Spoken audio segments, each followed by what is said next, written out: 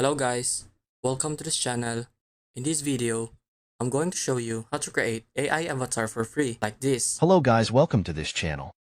It's very quick and easy. Just watch the video till the end. So first, go to your browser and type DID and click their icon. Then click the start free trial button.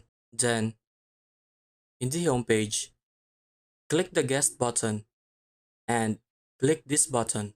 All you need to do here is log in or create an account. Just follow the required process to proceed. After that, click this button and select from the options and click it. It will direct you to your files to choose a photo you would like to be processed by AI. And if you don't have a photo, you can choose these default avatars here. Just choose what you like. Hey there, this is what I look like. Click Use this avatar to start your journey. Here, you can adjust the position of the avatar. Then, click this button to type a sentence you want your avatar to say. And if you're done, click Generate Video and wait.